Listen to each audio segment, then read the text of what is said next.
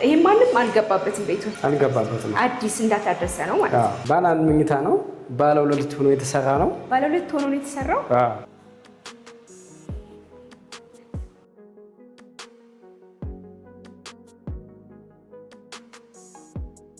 መልካም እንግዲህ እዚህ ህንፃ ላይ የፓርኪንግ ቦታ የመብራት የጥበቃ የውሃ ሁኔታ እንዴት ነው ከስቱዲዮ ጀምሮ እዚህ 49 አካባቢ ስንት ነው አማካይ ዋጋው በከተማችን አዲስ አበባ የቤት ኪራይ ዋጋ ስንት ገባ?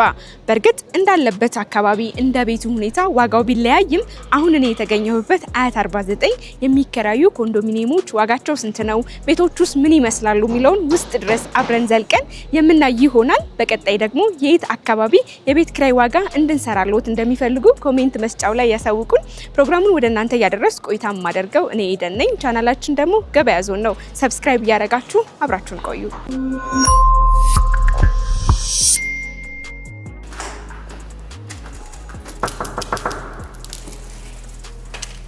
ሰላም እንዴት ነሽ? እንዴት አለ? እግዚአብሔር ይመስገን አለን ይመስገን። እንግዲህ እዚህ 49 አካባቢ የሚከራዩ ኮንዶሚኒየሞች ዋጋቸው እንዲሁ ቤቶቹ ምን ይመስላል የሚለውን ለተመልካቾች ለማድረስ ነው ዛሬ የመጣሁት። እስቲ ቅድሚያ ራስን አስተዋውቀን። ኤርሚያስ እባላለሁ። እሺ። በዚህ በ49 የመኖር ደላላ ነኝ። አከራይ ሻጭ ይከራዩ የሚሸጡም ካሉ እናሸሽጣለን እናከራያለን። መልካም ኤርሚያስ፣ እንግዲህ አሁን ከሚከራዩት አንደኛው ቤት ነው የተገኘ ነው። ባለ ስንት መኝታ ነው ይሄ? ባለ 3 ደማዩ ፊኒሺንጉ ጥንቅቅ ተብሎ የተሰራ ነው። ምን የተለዩ ነገሮች አሉት? ኪችን ካቢኔት አለው፣ ቁም ሳጥን ይቀረዋል፣ ሽንት ቤት ተሟልቷል። 3 መኝታ አለው። 3 መኝታ ክፍሎች አሉት። የራሱ የሆነ ኪችን አለው። ኪችን ካቢኔትም ተሰርቶለታል። ይሄንን የሚከራይ ሰው እቃውን ይዞ መግባት ነው የሚጠበቅበት ማለት ነው። እንደማየው ዘመናዊ በሆኑ የፊኒሺንግ ማቴሪያሎች ቤቱ ጥንቅቅ ተደርጎ ነው የተሰራው። አሁን እኔ እንግዲህ ደረጃውን ስወጣ ከብዶኛል። ስንተኛ ደረጃ ላይ ነው? 12 ላይ። መልካም እንግዲህ እዚህ ህንፃ ላይ የፓርኪንግ ቦታ የመብራት የጥበቃ የውሃ ሁኔታ እንዴት ነው? ፓርኪንግ ቦታ እየተዘጋጀ ነው። የራሱ ቤዝመንት ላይ የፓርኪንግ ቦታ አለ፣ እሱ እያዘጋጁ ነው። ኦኬ መልካም እንግዲህ አሁን እንግዲህ ሳሎኑ ላይ ነው ያለ ነው። እስቲ መኝታ ክፍሎች ውስጥ ምን ይመስላሉ የሚለውን እንየው። እሺ ይኸው ማስተሩ ይሄ ነው። ማስተር ቤቱ ይሄ ነው። በአማረ ሁኔታ ተሰርቷል ነው እንግዲህ ፊኒሺንጉ ያለቀው ሰሞኑን ነው። ከአንድ ወር ከሁለት ወር በኋላ ነው ያለቀው። ማንም አልገባበትም። አዲስ ነው ገና። እዚህ ጋርም የባልከኒ ቦታ አለ። እዚች ጋር ሻይ ቡና ማለት ለሚፈልጉ ጥሩ ቦታ ነው። ሌላስ እዚህ ክፍል ላይ ሽንት ቤት አለው የራሱ። እሱም በጥሩ ሁኔታ ተዘጋጅቷል። ቆንጆ ነው። መልካም እንግዲህ ያው በአጠቃላይ ሌሎች ደግሞ 2 ክፍሎች አሉት። እነሱም ጥንቅቅ ብለው አልቀዋል። በደንብ በሚገባ አንደኛዋ ይህች ነች። ለልጆች ምኝታ ቆንጆ ሆና የተሰራች ጥንቅቅ አሪፍ ሆና የተሰራች በጣም ነው የምታምረው። ጽድት ተደርጋ ነው የተሰራችው። አዲስ ስለሆነ ሲጸዳ ደግሞ በጣም ያምራል። መልካም ከልጆች መኝታ ባሻገር ደግሞ ይመስለኛል 3ኛውን እንደ ሰራተኛም ክፍል እንደ እንግዳም መቀበያ መሆን የሚችል አንድ ሌላ ክፍል አለው አይደል? አለ። ላሳይሽ። 3ኛ መኝታ ቤቷ ይህች ነች። እሺ ለሰራተኛም ለልጆችም ይሁን ለእንግዳም ይሁን ቆንጆ ላይ የተሰራች ባለ 3 መኝታ ነው። 3ኛው መኝታ ይህች ነች። በጣም ጥሩ እንግዲህ 3ቱንም ክፍሎች አይተናል። የመኝታ ክፍሎች ሌላ ደግሞ ወደዚህ ስገባ ያየሁት ቢኖር ሻወር ሽንት ቤቱ ነው። ይሄ የጋራ ነው አይደል? የጋራ ነች። ማስተር ቤድሩሙ ደግሞ የራሱ አለው። እንግዲህ እንደማየው ይህም ጥንቅቅ ተደርጎ የተሰራ ነው። ቆንጆ ነው የተሰራ። የውሃ ችግር እንዴት ነው? መብራት ውሃ ያለውን ሁኔታ እስኪ ንገረን። በጋራ ነው። በየወሩ 5,500 ይከፈላል። ለውሃ 1,000 ብር፣ ለመብራት 1,500 ብር ይከፈላል። ይሄ ተከራዩ የሚከፍለው የጋራ ቆጣሪ የጋራ ቆጣሪ ነው። እንግዲህ በአጠቃላይ ቤቱ ማንም ያልገባበት አዲስ ንጹህ ቤት ነው እንደማየውም። ይህንን ቤት አሁን የኪራይ ዋጋው ስንት ነው? 30 ሺህ። እንግዲህ አሁን ያለነው 12ኛ ላይ ነው። ባለ 3 መኝታን ፈልገው አነስ ወዳለ ደረጃ ደግሞ ለሚፈልጉ እስቲ አማካይ ዋጋውን ንገረን። 45 ሺህ። ስንተኛ ደረጃ ላይ? 3ኛ ላይ። ቁም ሳጥን 3 መኝታ ያለው ኪችን ካቢኔት በደንብ ነው የተሰራለት። 45 ሺህ ይባላል። ትልቁ ዋጋ እሱ ነው። ደረጃ በጨመሩ ደግሞ ቁጥር እንደ ቤቱም ሁኔታ ዋጋው ቀነስ እያደረገ ይመጣል። 13ኛ ላይ ከሆነ 25 ሺህ። የዚህ ፎቅ የመጨረሻው ደረጃ ስንት ነው? 13ኛ። 13 ሁሉም ነገር ጥንቅቅ ብሎ ያለቀለት ነው። 25 ሺህ። ባለ 3 መኝታ ከ25 ሺህ እስከ 45 ሺህ አለ ማለት ነው።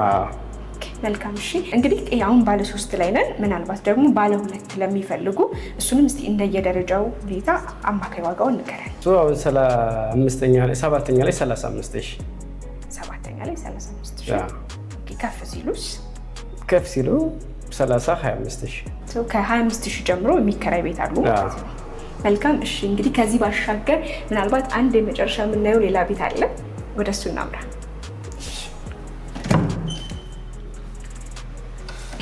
ይሄ ባለ ስንት መኝታ ነው?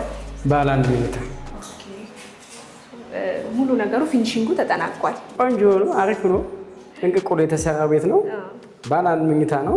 ባለ 2 ሆኖ የተሰራ ነው። ባለ 2 ሆኖ ነው የተሰራው? ባለ 2 ሆኖ የተሰራ ነው።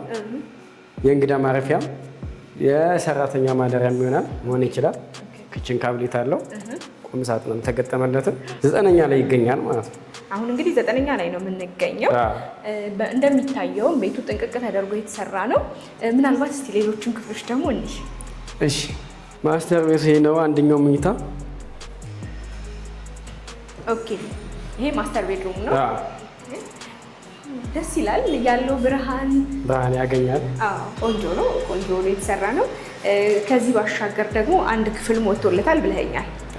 ሁለተኛ ለእንግዳ ወይ ለሰራተኛ ባለ 2 የተሰራ።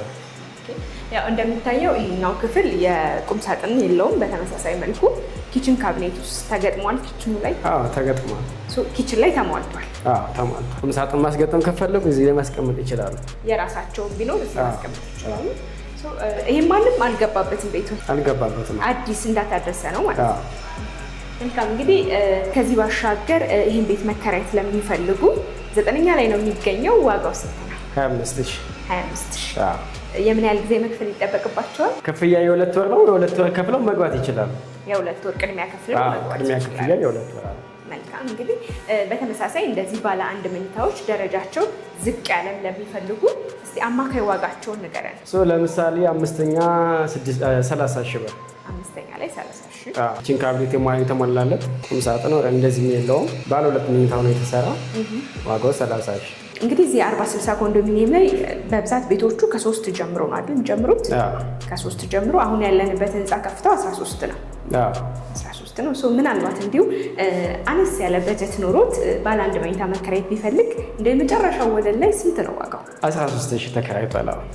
እየኖረበት ነው። የዋጋው ሁኔታ 13,000። እንደገባው ሳየው ህንፃው ለአስፋልትም ቅርብ ነው። አስፋልት ዳር ነው። አስፋልት ዳር የሚባል ነው። ምናልባት ደግሞ በተመሳሳይ ሌሎችን ቤቶችን እንዲሁ መከራየት ለሚፈልጉ እስቲ ከባለ 1 እንተውና ከስቱዲዮ ጀምሮ እዚህ 49 አካባቢ ስንት ነው አማካይ ዋጋው? እንግዲህ 20/80 የምትፈልጉ ስቱዲዮ ከ18 እስከ 20 አለ። ከ18 ጀምሮ አለ። ከ18 እስከ 20 አለ። 40/60 ላይ ደግሞ ከ3ኛ እስከ 5ኛ 30,000፣ ከ6ኛ እስከ 9 ባለው 25,000፣ ከ9 እስከ 13ኛ ባለው ደግሞ እስከ 15,000 እስከ 13,000 አለ። እነዚህ 40/60ዎች እንግዲህ ሊፍት ገና አልተሟላላቸውም። መልካም። የአካባቢው የደህንነት ሁኔታ ሴፍቲው እንዴት ነው? እስኪ እሱን በተወሰነ ንገረን። የአካባቢው ሁኔታ እስካሁን እንግዲህ ሰላም ነው፣ እየኖርንበት ነው። እስካሁን ምንም ያየውን ነገር የለም። ለማህበረሰቡ ይመቻል ብለን እናስባለን። ስመጣም እያየሁት ነው። መንገድ በበቂ ሁኔታ ተሰርቷል። ሱቆችን አይቻለሁኝ። ህንፃዎቹ ስር ሱቆች፣ ፋርማሲዎች እንዲሁም ደግሞ ይመስለኛል እዚህ አካባቢ ቤተክርስቲያኖችም የመስጊድ ተቋማትም አሉ። ይህ እንግዲህ አንድ ሰው ኑሮ እንዲኖር ምቹ ያደርጋል ብዬ ከማስበው ነገር ውስጥ ነው እና ምናልባት እንግዲህ እነዚህን ቤቶች ወደ 49 መጥተው መከራየት ለመኖር ለሚፈልጉ ስልካችሁን እናስቀምጣለን። ስለሰጠኝ ግልጽ ማብራሪያ ከልብ ነው የማመሰግነው። ሰላም። ሰላም።